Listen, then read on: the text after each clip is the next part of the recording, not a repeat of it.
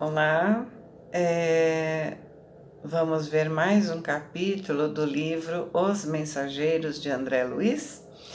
Então, hoje nós vamos ver o capítulo 18. Esse capítulo se chama Informações e Esclarecimentos. A volta de Ismália à conversa impediu o prosseguimento do assunto. Aquele assunto que eles estavam no capítulo 17. Aproveitando talvez a oportunidade, Aniceto perguntou ao administrador: "Que me diz da continuação da viagem? Gostaríamos de alcançar as esferas da crosta ainda hoje." E Alfredo nos dirigiu significativo olhar e falou: "Não me sinto com o direito de alterar o plano de serviço de vocês, mas seria conveniente pernoitarem aqui. Nossos aparelhos assinalam a aproximação de grande tempestade magnética para ainda hoje. Sangrentas batalhas estão sendo travadas na superfície da Terra." Lembra, né, gente? Esse livro ele está sendo escrito durante a Segunda Guerra Mundial.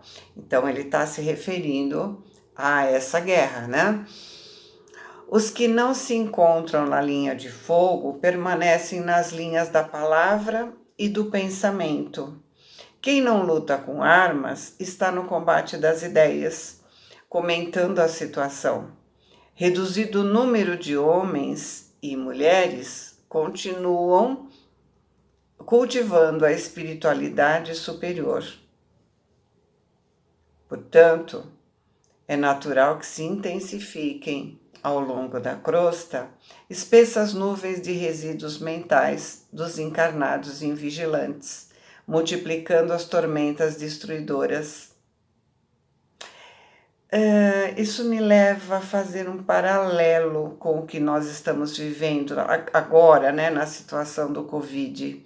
Aqueles que não estão travando batalhas com os vírus estão no nível das ideias e pensamentos, comentando a situação. Poucos estão cultivando a espiritualidade superior, como ele fala, né? Então, os resíduos mentais dos encarnados invigilantes multiplicam esses vírus destruidores. Como nós vimos em capítulos anteriores, né? O pensamento cria os vírus e bactérias. E então eu acabei fazendo essa associação.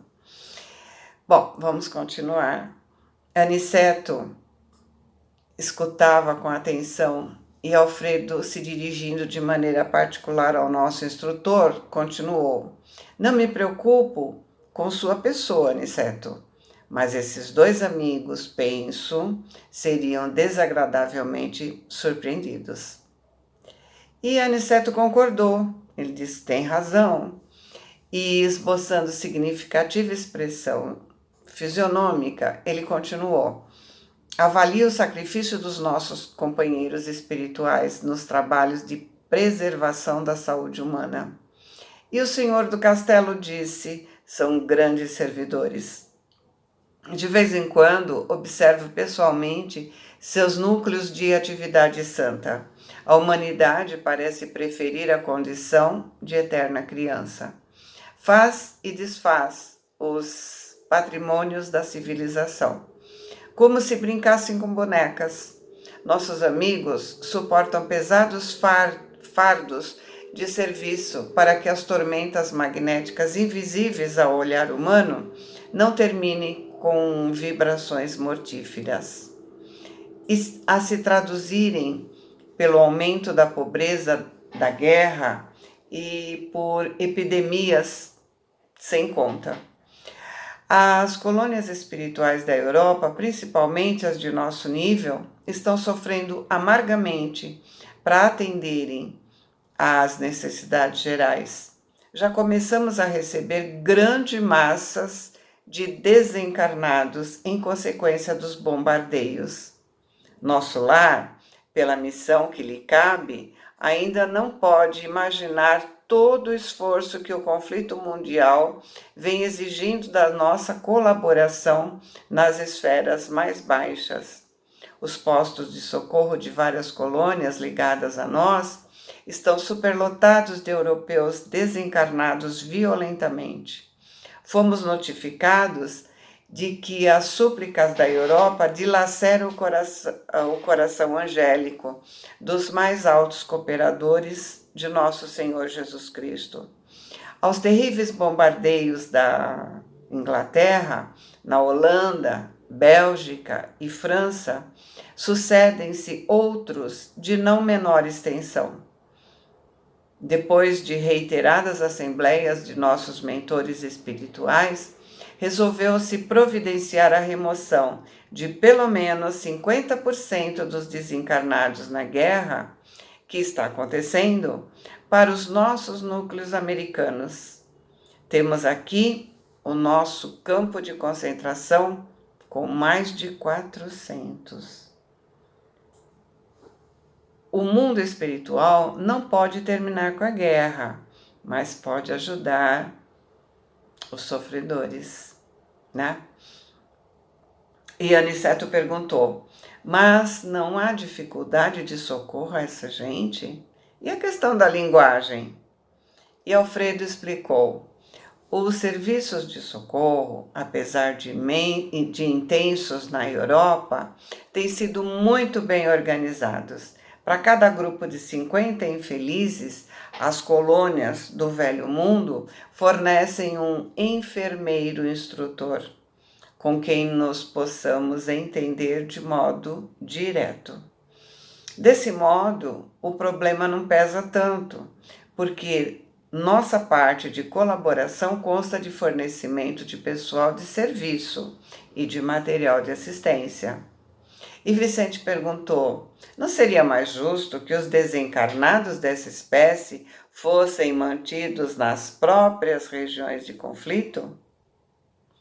Alfredo sorriu e explicou, nossos instrutores mais elevados são de opinião que essas aglomerações seriam fatais à coletividade dos espíritos encarnados. Determinariam focos pestilenciais de origem transcendente, com resultados imprevisíveis.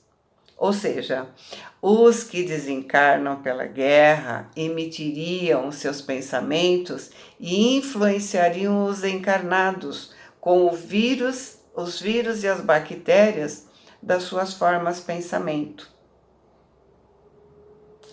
E aí ele continua, inúmeros de nossos irmãos que perdem o corpo nas zonas assoladas não conseguem fugir ao ambiente da angústia. Mas quantos ofereçam possibilidades de transferências para cá, dentro de nossas cotas de alojamento, são retirados dali sem perda de tempo, para que seus pensamentos atormentados não pesem em demasia nas fontes vitais das regiões sacrificadas. Nesse interim, Aniceto interveio esclarecendo, em vão, os países do mundo voltarão aos massacres recíprocos. O erro de uma nação influenciará todas. Com o gemido de um homem perturbaria o contentamento de milhões. A neutralidade é um mito, o isolamento uma ficção do orgulho político. A humanidade terrestre é uma família de Deus, como bilhões de outras famílias planetárias no universo infinito. Em vão, a guerra desfechará desencarnações em massa. O espírito não morre, né? Esses mesmos mortos pesarão na economia espiritual da Terra. Enquanto houver discórdia entre nós, pagaremos doloroso preço em suor e lágrimas. A guerra fascina a mentalidade de todos os povos, inclusive de grande número de núcleos de esferas invisíveis. Quem não empunha armas destruidoras dificilmente se afastará do verbo destruidor, no campo da palavra ou da ideia. Mas todos nós pagaremos tributo. É da lei divina que nos entendamos e nos amemos uns aos outros. Todos sofreremos os resultados do esquecimento dessa lei, mas cada um será responsabilizado de perto pela cota de discórdia que trouxe à família mundial. Olha a responsabilidade do pensamento. Não é só de atitude que produz a guerra, a língua também produz. O pensamento, a emoção estimulam, provocam, e isso acontece também dentro dos nossos lares. A ironia, o cinismo, a piadinha de mau gosto, não é apenas a agressão física, a bala, a faca, enfim, né? A agressão também fere e muito. E Alfredo, né, que parecia ponderar seriamente os conceitos ouvidos, observou: é justo. Aniceto voltou a considerar após um silêncio mais longo. Estive pessoalmente a semana passada em Alvorada Nova, que fica nas zonas mais altas, e soube que avançados núcleos de espiritualidade superior dos planetas vizinhos, desde as primeiras declarações desta guerra, determinaram providências de máxima vigilância nas fronteiras vibratórias mantidas conosco. Os vizinhos beneméritos nos ensinam que devemos suportar nos próprios ombros toda a produção de mal que levarmos em frente. Somos, finalmente, a casa grande, obrigada a lavar a roupa suja nas próprias dependências. Sorrimos com essa comparação. Ismália, que permanecia em silêncio, apesar da funda impressão que se estampou no seu rosto, considerou com delicadeza: infelizmente, na afeição coletiva, somos ainda aquela Jerusalém escravizada ao erro. Todos os dias somos curados por Jesus e todos os dias nós o conduzimos ao madeiro. Nossas obras estão reduzidas quase a simples recapitulações que sempre fracassam. Não saímos do estágio da experiência. E dolorosamente para nós, estamos sempre a ensaiar no mundo a política com os Césares, a justiça com Pilatos, a fé religiosa com os fariseus, o sacerdócio com os rabinos do Sinédrio, a crença com os Jairos, que acreditam e duvidam ao mesmo tempo, os negócios com Anases e Caifáses. Nesse passo, não podemos prever a extensão dos acontecimentos cruciais. É o que ele falou, né? Continuamos fazendo os mesmos erros. Encantado com as definições ouvidas, me aventurei a dizer, disse o André Luiz, né? Como é angustiosa a destruição pela guerra. E Alfredo respondeu: nesses tempos, a prece é uma luz mais intensa no coração dos homens. Bem se diz que a estrela brilha mais fortemente nas noites sem luz. Imaginem que, para iniciar providências de recepção aos desencarnados em desespero, já fui mais de uma vez aos serviços de assistência na Europa. Há dias, em missão dessa natureza, fomos, eu e alguns companheiros, ao céu de Bristol. A nobre cidade inglesa estava sendo sobrevoada por alguns aviões de bombardeio, aviões pesados de bombardeio.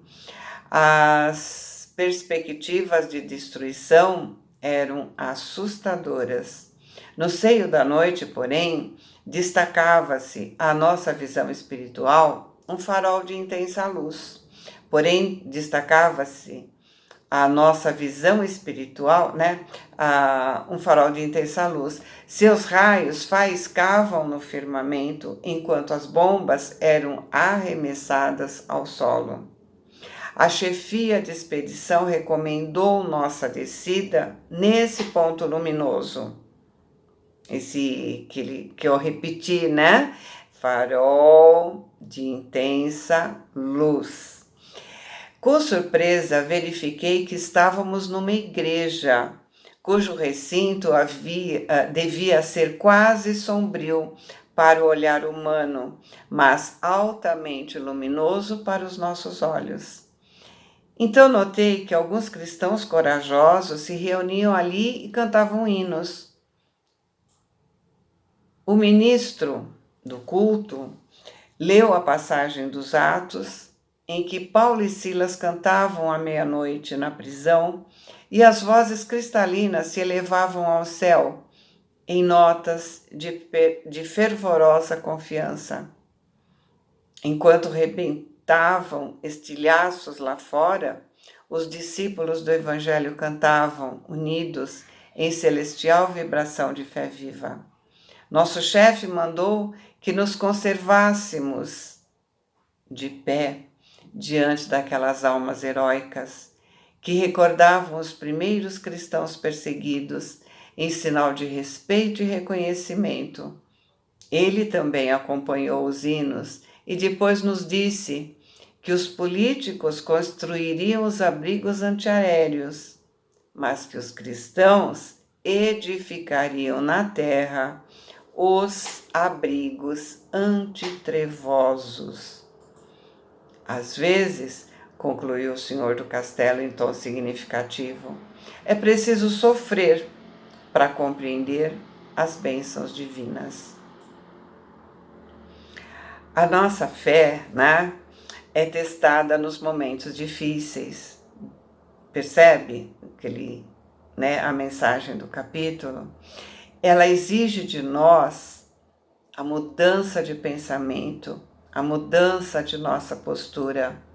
Nos momentos difíceis que estamos passando, estamos sendo convocados a viver a crença que a gente diz ter.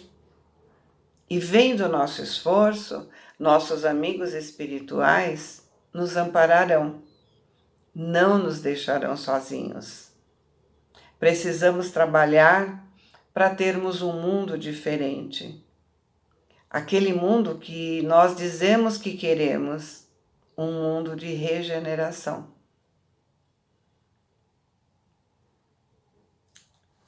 Boa semana, fiquem com Deus, amo vocês.